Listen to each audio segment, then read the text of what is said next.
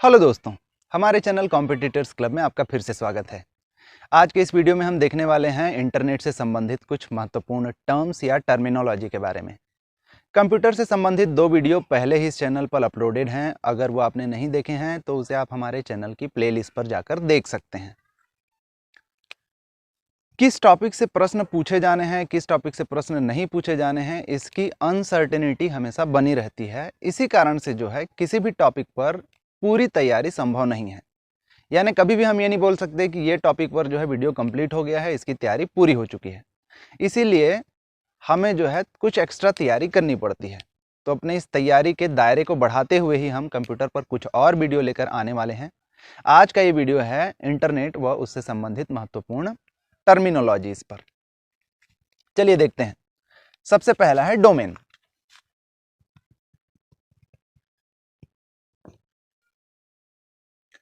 Domain को समझने के लिए मैं एक कंपनी का यूआरएल ले लेता हूं, जैसे गूगल। तो गूगल का जो यूआरएल है वो है https://www.google.com। XYZ मान लो कोई व्यक्ति है तो उसका ईमेल आईडी मान के चलते हैं कि xyz.123@gmail.com। दो चीज़ यहाँ पर हम देख रहे हैं। ये जो है गूगल कंपनी का यूआरएल है। यूआरएल मतलब उस वेबसाइट का पूरा एड्रेस है, और ऊपर जो है XYZ नाम के व्यक्ति का एक ईमेल आईडी है। दोनों में हम कॉमन क्या देख रहे हैं कि दोनों में ही जो है .com लगा हुआ है। ये जो .com है, किसी भी एड्रेस के बाद में उसे हम कहते हैं डोमेन। तो देखिए XYZ जो एक व्यक्ति है वो इंटरनेट का यूज़र है, इंडिविजुअल यूज़र है लेकिन यूज़र है। गूगल जो है वो सर्विस प्रोवाइडर है लेकिन खुद भी जो है इंटरनेट का यूज़र है। तो यूज़र चाहे इंडिविजुअल हो चाहे कारपोरेट या इंस्टीट्यूट है, वो अपने एड्रेस में एक कॉमन सफिक्स का यूज़ करते हैं। सफिक्स मतलब जो बाद में लगता है, उपसर्ग जिसे हम कहते हैं, उसी को हम कहते हैं डोमेन। तो जैसे .com, ये .com का मतलब कॉम होता है कमर्शियल बिजनेस के लिए। ऐसे ही और कुछ कॉमन डोमेन्स हम देख लेते हैं। जैसे एजुकेशनल इंस्टीट्यूट्स जो हैं वो यूज़ करती हैं अपने वेबसाइट में EDU एजुकेशन के लिए। जो नॉन प्रॉफिट ऑर्गेनाइजेशंस हैं वो ORG यूज़ करते हैं, ORG for organisation.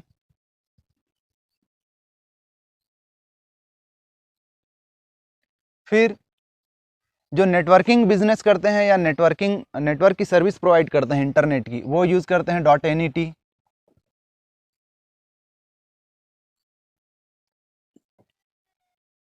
.gov, government की जो वेबसाइट्स है उसमें आपने देखा होगा .gov, गवर्नमेंट की जो बिजनेस एंटिटीज़ हैं वो यूज़ करती हैं BIZ business. Cooperative firms COOP cooperative.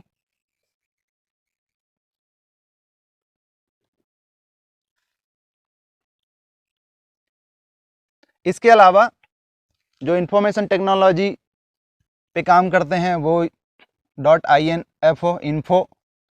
इस प्रकार से अलग अलग जो हैं डोमेन्स यहाँ पर हम देखते हैं।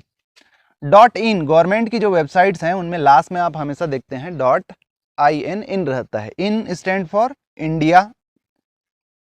तो .in जो डोमेन है वो इंडिया के लिए रजिस्टर्ड है। तो इंडिया के जितने भी फर्म्स या कंपनी हैं उनके लास्ट में हम कैसे देखेंगे, जैसे .co होता है कंपनी के लिए। तो भारत की जो कंपनीज हैं, मोस्टली जितने बैंक्स हैं या बड़े जो कमर्शियल कंपनीज हैं, वो .cov.in यूज़ करती हैं। कंपनी है इंडिया की .cov.in। गवर्नमेंट साइट क्या यूज़ करता है .gov.in, जो भारत का गवर्नमेंट है। तो ये जो है कुछ कॉमन डोमेन्स हैं। उसके बाद इस पर नज़र डालिए, एक जो यूआरएल है जिसको हम बोल रहे हैं कि ये एक यूआरएल है। जान लेते हैं यूआरएल क्या होता है। यूआरएल का फुल फॉर्म होता है uniform resource locator. Uniform resource locator. Term से क्या पता चल रहा है? यूनिफॉर्म यानी सबके लिए समान, रिसोर्स लोकेटर यानी रिसोर्स को लोकेट करता है। अब इंटरनेट में वो रिसोर्स क्या है? वो रिसोर्स है डेटा, सूचना। तो इंटरनेट में जो सूचना उपलब्ध है उसका सोर्स क्या है, यानी वो कहाँ से लिया गया है, ये बताता है URL, यानी कि जो एड्रेस है।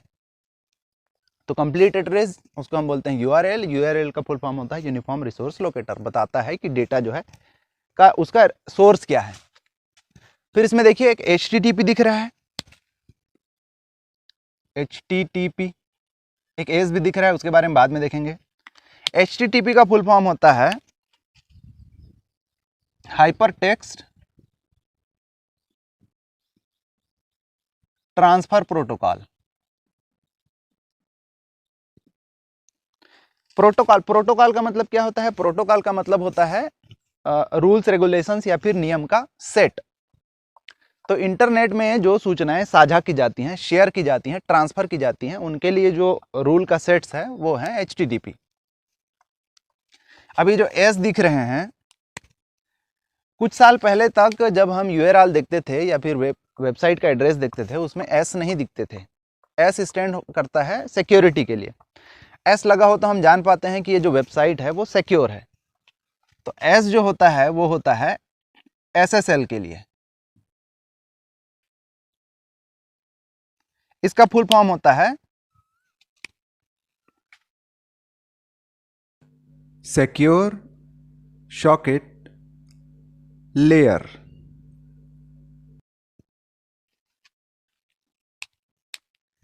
अगर URL पे HTTP के बाद S लगा हो तो हमें पता चलता है कि वेबसाइट जो है सेफ है। S स्टैंड करता है SSL के लिए। SSL का फुल फॉर्म होता है secure socket layer.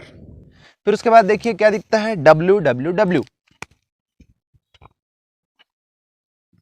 www stand करता है वर्ल्ड वाइड वेब के लिए।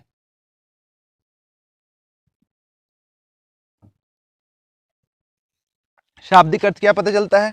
ऐसा नेट या जाल जो कि पूरे विश्व में फैला हुआ है। और ये जो जाल है वो जाल है इंफॉर्मेशन का। तो www जो है वो इंफॉर्मेशन का नेटवर्क है, इंफॉर्मेशन का नेटवर्क।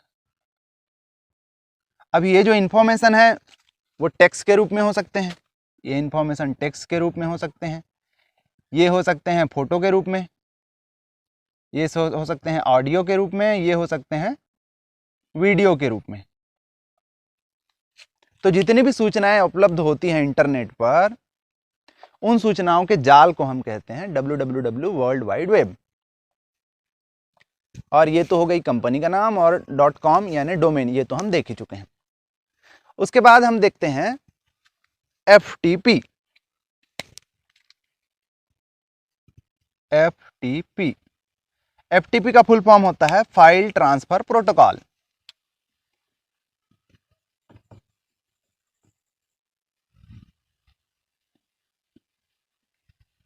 तो जैसा हमने देखा, प्रोटोकॉल मतलब क्या होता है? नियम, रूल्स का सेट होता है। तो इंटरनेट में फाइल को ट्रांसफर करने के लिए जो रूल का सेट है उसे हम कहते हैं FTP। उसके बाद हम देखते हैं IP।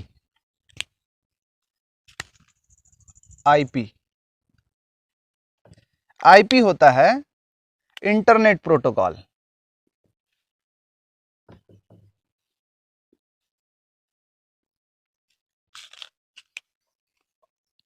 हर एक कंप्यूटर जो इंटरनेट से जुड़ा होता है, इस रूल के अनुसार, इसके रूल्स रेगुलेशन के अनुसार उसका आइडेंटिटी होना जरूरी है, उसके बारे में पता होना जरूरी है, ताकि इनकेस अगर कुछ गड़बड़ी होती है किसी कंप्यूटर से या की जाती है इंटरनेट में, तो उसका पता लगाया जा सके। तो इसी के तहत हर एक कंप्यूटर जो इंटरनेट से जुड़ा होता है उसका एक IP एड्रेस होता है, IP एड्रेस।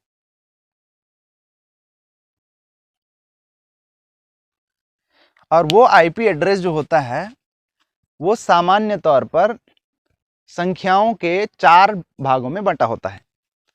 यानी 192.168.1.2। अगर ऐसा मैं लूँ, एक इंडिया के ज़्यादातर जो कंप्यूटर्स होते हैं उनका आईपी एड्रेस 192.168 इनसे शुरू होता है। तो ऐसे 4 पार्ट्स, ये देखिए,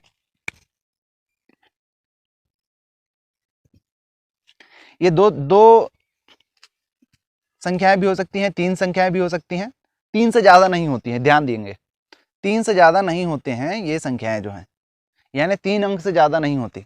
तो ऐसे 4 पार्ट्स होते हैं जो डॉट से जो हैं अलग किए होते हैं, और ऐसे 4 सेट्स होते हैं।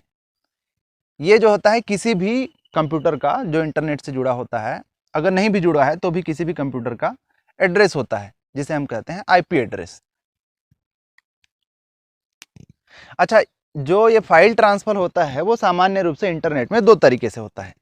या तो फाइल आप इंटरनेट से लेते हैं, या फिर आप फाइल जो है इंटरनेट पे डालते हैं।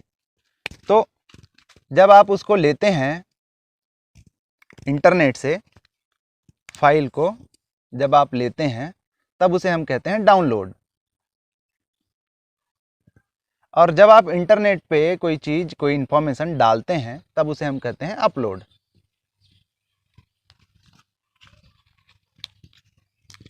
अगला हम देख लेते हैं वेबसाइट के बारे में। वेबसाइट जो होते हैं वो वेब पेजेस का या फिर फाइल्स का जो है कलेक्शन होते हैं, कलेक्शन ऑफ वेब पेजेस या फिर फाइल्स का। तो वेबसाइट्स, किसी भी वेबसाइट्स की बात कर लीजिए आप, गवर्नमेंट वेबसाइट्स जो आप जनरली विजिट करते हैं, जैसे आप मान लें आपने जो है सीजीपीएससी का या फिर व्यापम का जो है साइट आपने, या एसएससी का साइट जो है आपने, वेबसाइट आपने विजिट किया, तो वहाँ पर बहुत सारे इन्फॉर्मेशन, बहुत सारे पेजेस होते हैं, बहुत सारे फाइल्स होते हैं। तो इनका जो कलेक्शन होता है वो कहलाता है वेबसाइट। तो अब जब हमने बोला वेब पेज, तो वेब पेज क्या होता है? वेब पेज, एक वेब पेज जो होता है वो एक अकेला हाइपर टेक्स्ट फाइल होता है। अब ये हाइपर टेक्स्ट क्या है? हाइपर टेक्स्ट फाइल यानी एक तरीका का वो पेज होता है, पन्ना होता है। हाइपर टेक्स्ट फाइल बोलने का क्या मतलब है ये अभी हम समझते हैं। हाइपर टेक्स्ट क्या होता है? हाइपर टेक्स्ट लिंक या फिर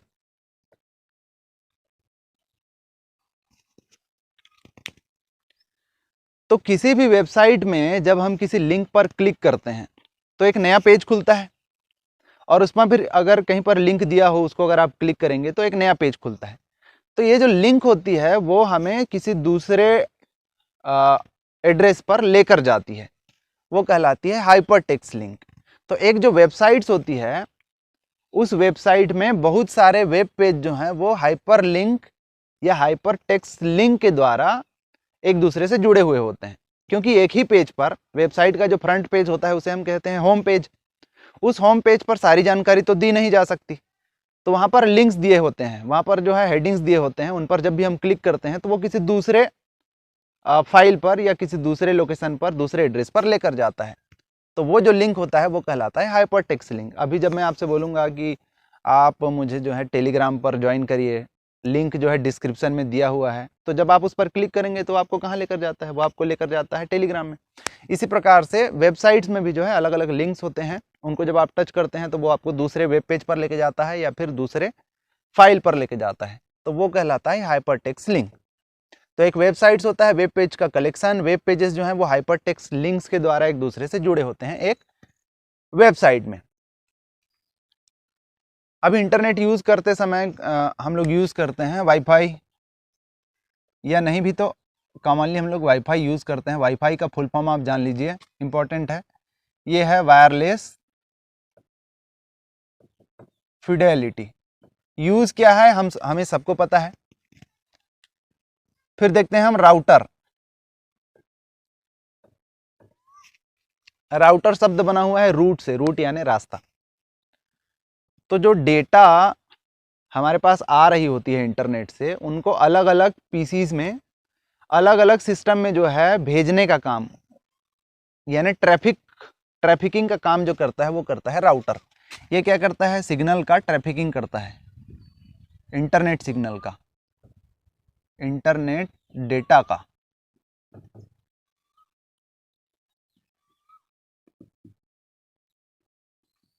ट्रैफिक कंट्रोल करता है।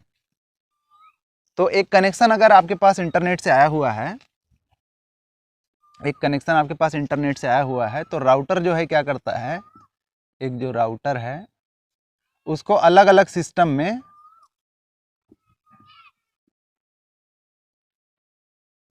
भेजने का काम जो है वो करता है राउटर। मॉडेम के बारे में हम पढ़ चुके हैं। तो मॉडेम और राउटर में क्या अंतर है? मॉडेम और राउटर में मेन अंतर ये है कि मॉडेम जो है इंटरनेट कनेक्शन को रिसीव करता है, इंटरनेट डेटा को ये रिसीव करता है, इंटरनेट डेटा को रिसीव करता है। जबकि राउटर जो है उसको सिर्फ भेजने का काम करता है अलग अलग सिस्टम्स में।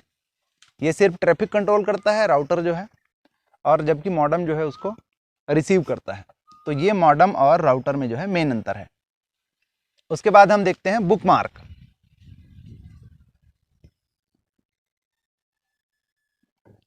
तो जब आप वेबसाइट यूज़ करते हैं और आपको हर बार उसे खोजना नहीं है, तो आप क्या देखते हैं कि मोबाइल में भी जहाँ पर आप URL टाइप करते हैं उसके बाजू में जो है, जहाँ पर हिस्ट्री होती है, वहाँ पर एक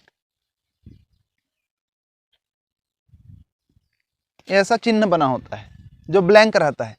जब आपको किसी वेबसाइट को, किसी वेब पेज को बुकमार्क करनी है तो आप उसको क्लिक कर दीजिए, ये जो है फिल हो जाता है।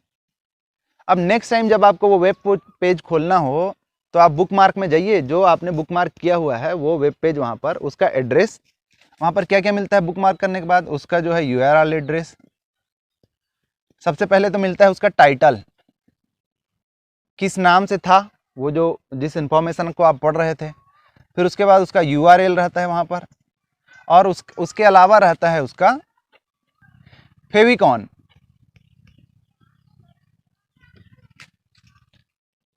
तो बुकमार्क क्या करता है, बुकमार्क जो है उस वेब पेज का, जिस वेब पेज को आप विजिट कर रहे थे उसका शॉर्टकट सेव कर देता है। बुकमार्क जो है, जो वेब पेज है उसका शॉर्टकट सेव कर देता है आपके सिस्टम में। तो अगली बार जब भी आपको वो वेब पेज खोलना है तो आपको अलग से उसको टाइप करके गूगल करने या फिर उसका URL टाइप करने की ज़रूरत नहीं है। बस आप वेब पेज पे जाइए, बुकमार्क पे जाइए, उस पर क्लिक कीजिए, वो आपको वेब पेज जो है खुल जाएगा। उस बुकमार्क में क्या क्या रहता है, टाइटल रहता है उस वेब पेज का, URL रहता है यानी कि उसका कंप्लीट एड्रेस, और फेविकॉन। फेविकॉन का मतलब है फेवरेट आइकॉन।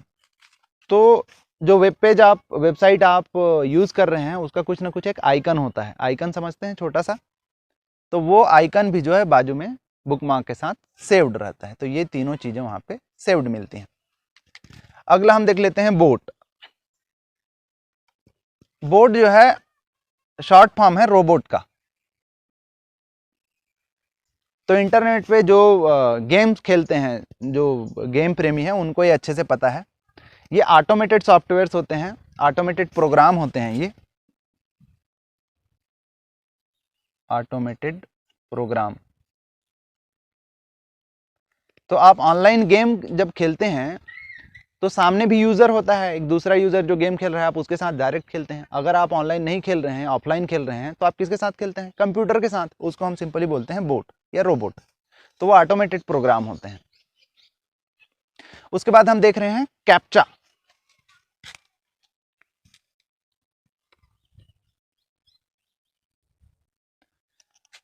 जब आप ऑनलाइन फॉर्म वगैरह भरते रहते होंगे या फिर किसी वेबसाइट पे जब पेमेंट के लिए आप जाते हैं कई बार, तो वहाँ पर क्या होता है कि एक ऐसा जगह छूटा हुआ रहता है और उसके ऊपर जो है कुछ कुछ ऐसा बना रहता है, A1 2 ऐसा कुछ कुछ टेक्स्ट या फिर ऐसा इमेज वहाँ पर बना रहता है, और आपको बोलता है कि दिए खाली स्थान पर उसको भरिए। कई बार वहाँ पे लिखा रहता है I am not a robot. तो सिस्टम जो है चेक करता है कि उसको जो रिस्पांस मिल रहे हैं वो किसी ह्यूमन बॉडी से मिल रहे हैं या फिर कोई ऑटोमेटेड या ऑटोमेटिक तो उसमें फिलअप नहीं हो रहा है। तो ये चेक करने के लिए जो होते हैं वो कैप्चा होते हैं। तो सिस्टम जो है ये कंफर्म करता है कि जो रिस्पांस दे रहा है वो मनुष्य ही है। अगला देखें, क्लाउड।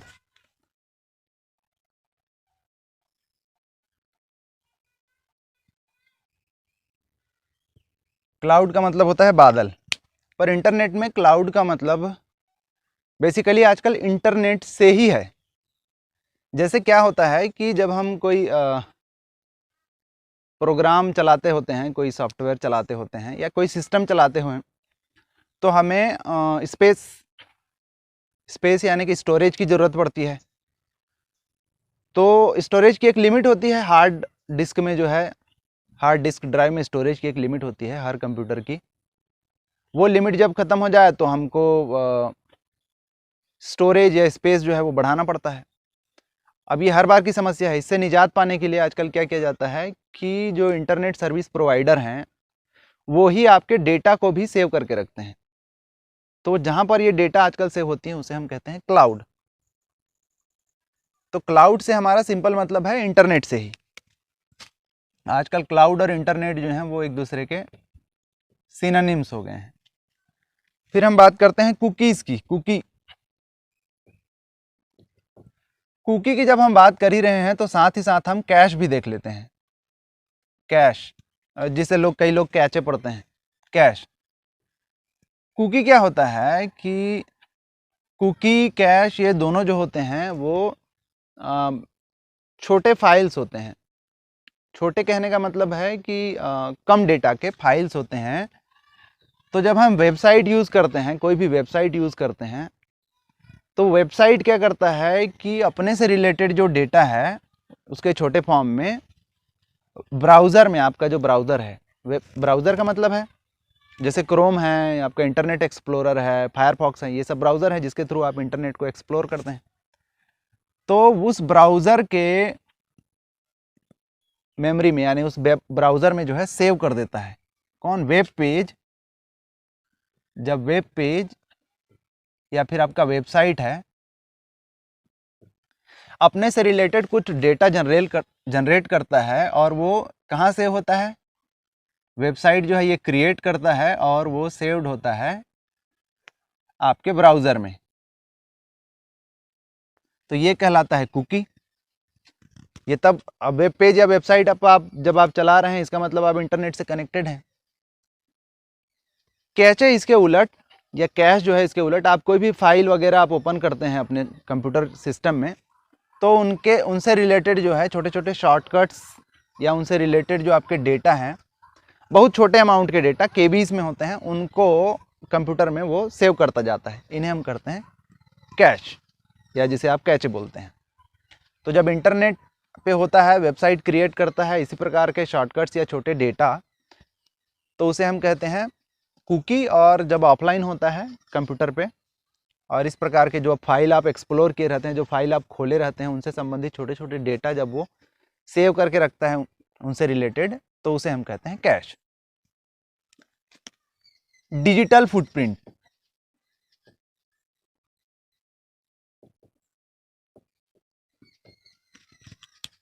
डिजिटल फुटप्रिंट का क्या मतलब है? देखिए, जब आप रेत पर समुद्र किनारे चलते हैं तो अपने पीछे पैरों के चिन्ह छोड़ते जाते हैं, जिसे हम फुटप्रिंट कहते हैं।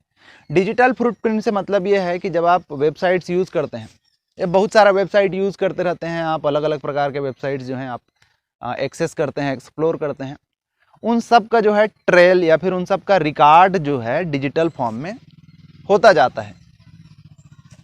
तो जैसे आप आश्चर्य करते होंगे कि जो इंटरनेट है उसको आपके जो फेवरेट चीज़ें हैं या फिर आप किन चीज़ों को पसंद करते हैं उसका पता उनको कैसे लग जाता है। तो इसका पता उनको लगता है डिजिटल फुटप्रिंट से, क्योंकि हर व्यक्ति जो है कोई ना कोई अपने शौक के अनुसार एक ट्रेंड फॉलो करता है। जैसे आप एक टाइप की वीडियो देखना पसंद करेंगे तो आप जिस तरीके की वीडियो देखना पसंद करेंगे, अगली बार उस तरीके के वीडियोस को जो यूट्यूब होता है आपको रिकमेंड कर देता है। ये संभव होता है आपके डिजिटल फुटप्रिंट के कारण। तो जो आप वहाँ पे एक्टिविटी करते हैं उनका डिजिटल रिकॉर्ड जो होता है वो कहलाता है फुटप्रिंट, आपकी डिजिटल एक्टिविटीज़ का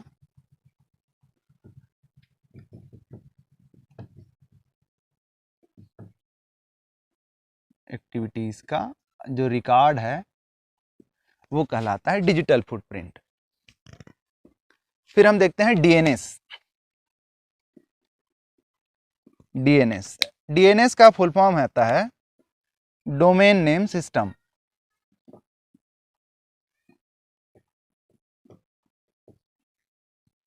सबसे पहले हमने देखा था यूआरएल।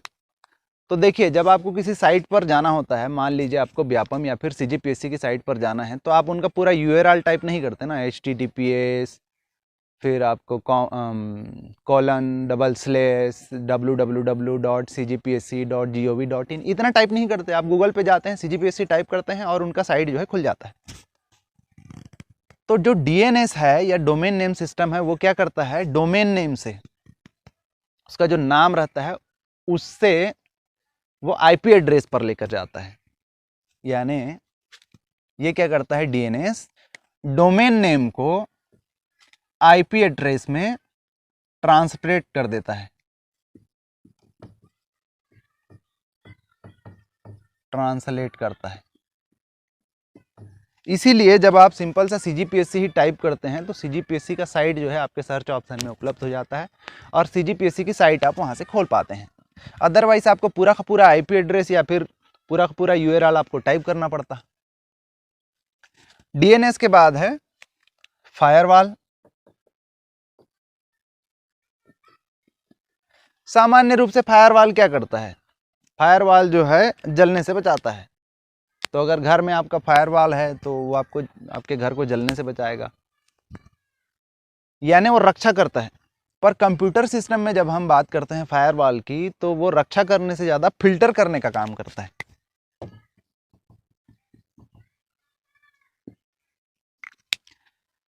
फायरवॉल ऐसे कंप्यूटर प्रोग्राम्स हैं, अगर ये सॉफ्टवेयर में हो तब तो कंप्यूटर प्रोग्राम है, अदरवाइज ये हार्डवेयर में भी होते हैं। यानी कि दोनों रूप से फायरवॉल्स जो हैं हो सकते हैं, वो आपके सॉफ्टवेयर के थ्रू भी हो सकते हैं, आपके हार्डवेयर भी हो सकते हैं। सॉफ्टवेयर जब होंगे तो कंप्यूटर प्रोग्राम होंगे। ये क्या करते हैं, आपकी सिस्टम में इंटरनेट के द्वारा जो अगर कोई अनट्रस्टेड साइट, जो वेरीफाइड साइट्स नहीं है, वहाँ से कुछ अगर आ रहा हो आपके कंप्यूटर में, तो उसको फिल्टर करता है, उसको आने से रोकता है।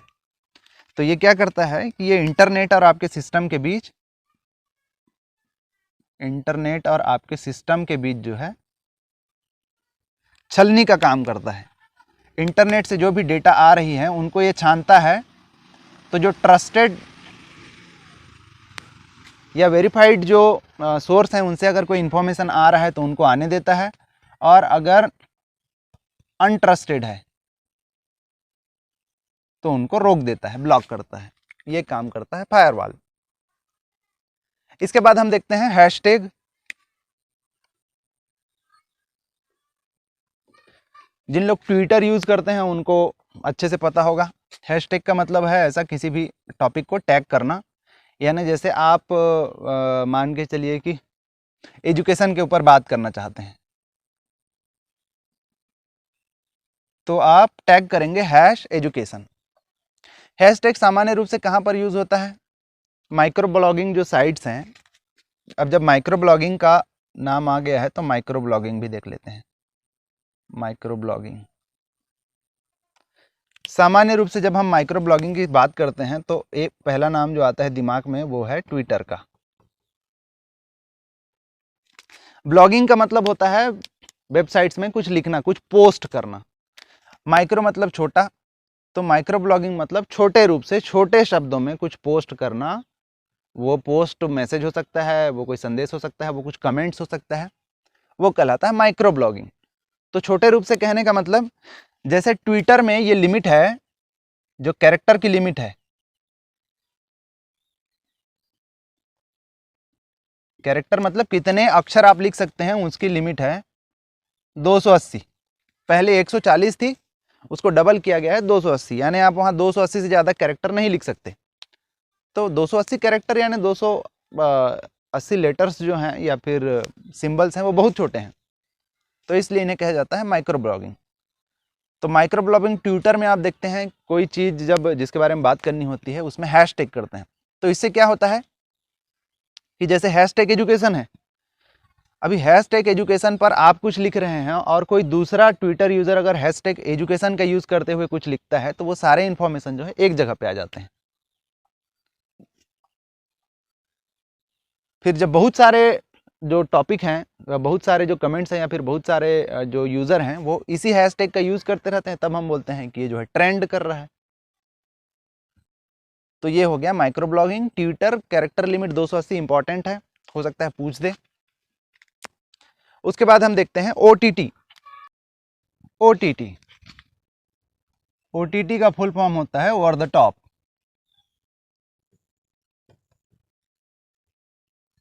जिन लोग प्रीमियम मेंबरशिप लेके रखे हुए हैं अमेजन प्राइम का या फिर नेटफ्लिक्स का, उनको इनके बारे में पता होगा। तो किसी चीज़ को किसी और मीडियम में पब्लिश करने या रिलीज़ करने से पहले इंटरनेट पे रिलीज़ कर देना कहलाता है ओवर द टॉप। जैसे मूवीज़ हैं, पिक्चर को पहले थिएटर्स में रिलीज़ किए जाते हैं, पर अभी कोरोना टाइम में देख रहे हैं कि थिएटर्स सब बंद हैं, तो उनको थिएटर्स में रिलीज़ ना करके सीधा सीधा इंटरनेट पे अगर रिलीज़ किया जाए तो उसे हम बोलेंगे ओटीटी प्लेटफॉर्म पर या फिर ओवर द टॉप। अगला HTML, इसको पहले ही देख लेता हमें। Hyper text markup language. ये जो होता है लैंग्वेज होने के साथ साथ एक कोड है जिसकी सहायता से वेब पेज बनाए जाते हैं। वेब पेज के बारे में हम देख चुके हैं। वेब पेज बनाने के लिए कोड्स है।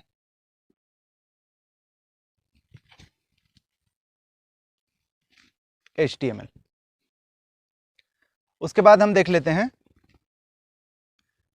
P2P। इसका मतलब होता है पीयर टू पीयर। पीयर का मतलब होता है सहकर्मी, हमारे साथ वाला, हमारे बराबर वाला कोई। सामान्य रूप से क्या होता है, जो नेटवर्क पे इंफॉर्मेशन साझा किए जाते हैं वो ऐसा होता है कि यहाँ पे एक सिस्टम होता है, कोई व्यक्ति होता है, बीच में होता है सर्वर, और यहाँ पे दूसरा सिस्टम होता है या फिर यूज़र होता है। तो दो यूज़र जो है सर्वर से डेटा लेते हैं, डेटा देते हैं, उनके बीच सर्वर काम करता है। अगर बीच में सर्वर ना हो और पहला यूज़र दूसरे यूज़र से सीधे जो है डेटा का ट्रांसफ़र या फिर शेयरिंग कर पाए, तो ऐसी कंडीशन में हम कहते हैं P2P या फिर पीयर टू पीयर। अगला अभी हम क्या देखते हैं, इंटरनेट का चलन जैसे जैसे बढ़ा है, इंटरनेट से संबंधित फ्रॉड्स भी जो हैं बहुत बढ़ गए हैं। तो ऐसे ही कुछ फ्रॉड्स के बारे में हम देख लेते हैं। फिशिंग।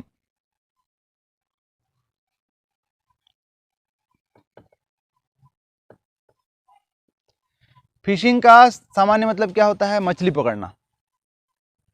तो जैसे हम लोग चारा डालते हैं मछली को, उसको पता नहीं रहता है कि एक्चुअल में हम उसको चारा नहीं दे रहे हैं, उसको फंसाने वाले हैं। चारा डालते हैं, वो बेचारा फंस जाता है और फिर हम उसका शिकार कर लेते हैं। तो वैसे ही फिशिंग का मतलब होता है इंटरनेट में आपको लुभाने के लिए कोई चारा देना ताकि आप उस पर फंस जाओ। अभी वो चारा कैसा होता है, वो चारा ऐसा होता है कि आपने इतने करोड़ की लॉटरी जीती है, उसके लिए आप हमारा ये इन्फॉर्मेशन अपना दीजिए और लॉटरी ले जाइए।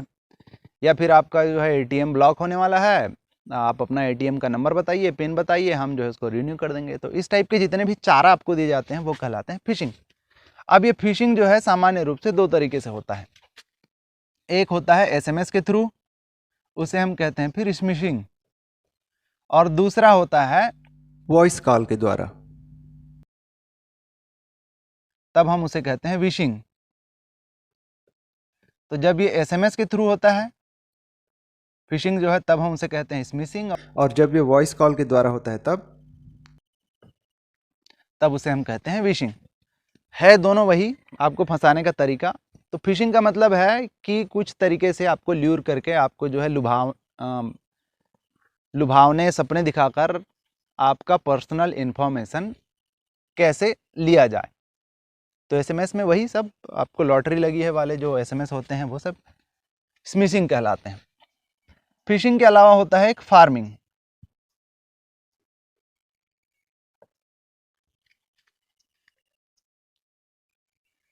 फार्मिंग तो तब होती है जब आपको पता ही नहीं चलता कि आपके साथ ठगी की जा रही है या फिर आपको जो है फंसाया जा रहा है।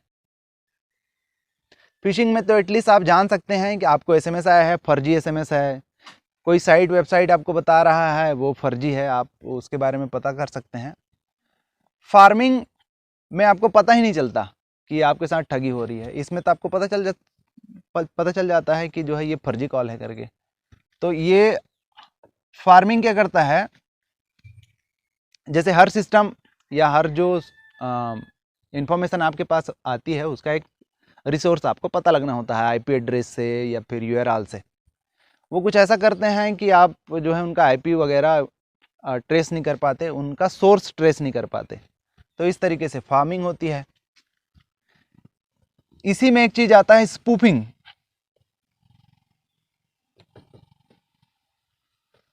ये उसी तरीके का है कि जब कोई अपनी आइडेंटिटी छिपाए,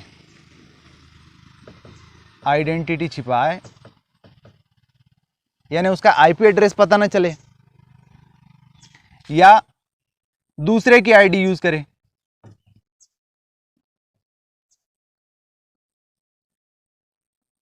आपको वो करे कि कोई दूसरे की आईडी से आपको कुछ चीज़ के लिए कोई इन्फॉर्मेशन आपसे शेयर करना चाहे, तो इस प्रकार की जो चीज़ें होती हैं, यानी ट्रिक करना जो है, इंटरनेट पर ट्रिक करना,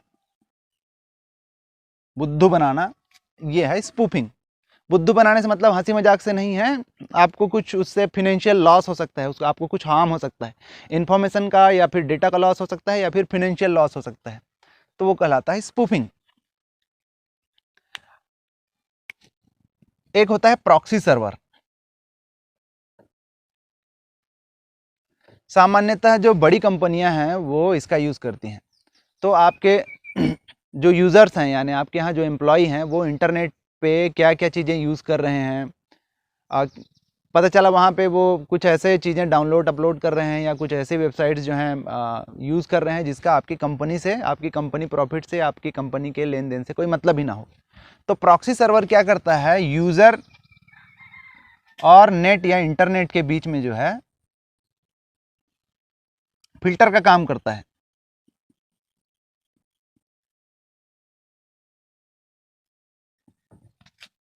अब ये वही चीज़ें यूज़ करने देगा जो, या वही वेबसाइट्स या फिर वही इंफॉर्मेशन आपको लेने देगा जो उस कंपनी के लिए ठीक है, सही है। इधर उधर की चीज़ें आपको इंटरनेट से लेने देने नहीं देगा, एक्सेस करने नहीं देगा। तो ये काम करता है प्रॉक्सी सर्वर। उसके बाद हम देखते हैं रैंसमवेयर। एक तरीके का मालवेयर है। तो मालवेयर, वायरस आदि के बारे में हम पहले के वीडियोस में देख चुके हैं। रैंसम से क्या पता चलता है, रैंसम का मतलब होता है फिरौती। तो जैसे किसी को किडनैप कर लिया जाता है और फिर फिरौती की मांग की जाती है, वैसे ही आपके इंफॉर्मेशन को, आपके सिस्टम को लॉक कर दिया जाता है और आपसे फिरौती मांगी जाती है। यानी आप सिस्टम यूज़ कर रहे हैं, पता चला आपका सिस्टम जो है लॉक हो गया और आपको मैसेज डिस्प्ले हो रहा है कि आप इतना इतना पैसे दीजिए, मतलब इंटरनेट के थ्रू, किसी वेबसाइट्स के थ्रू, किसी लिंक के थ्रू, तब जो है अनलॉक होगा। तो इस टाइप का जो चीज़ कहलाता है वो कहलाता है रैंसमवेयर। एक टाइप का मॉलवेयर है ये।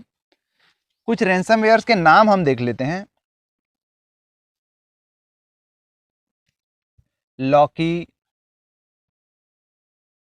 रेवेटॉन, क्रिप्टोलॉकर, क्रिप्टोवॉल, ये जो हैं कुछ रैंसमवेयर्स के नाम हैं। उसके बाद स्पैम। ईमेल जब आप यूज़ करते हैं, जब आप अपना ईमेल जो है, जीमेल जो आप यूज़ करते हैं, अगर आप फ्रिक्वेंटली ईमेल यूज़ करते हैं तो वहाँ पर देखे होंगे कि इनबॉक्स, सेंट आइटम, ये सब के अलावा जो है एक कैटेगरी होती है जंक या फिर स्पैम फाइल की। तो स्पैम मतलब ऐसे इन्फॉर्मेशंस होते हैं या फिर ऐसे ईमेल्स हैं जिनका आपसे दूर दूर तक कोई लेना देना नहीं है, इररिलेटिव्स।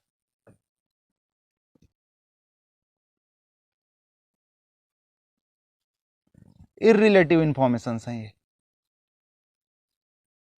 इन्फॉर्मेशंस या फिर मेल्स हैं इनसे आपका कोई लेना देना नहीं है, तो ऐसी चीज़ें कहलाती हैं स्पैम।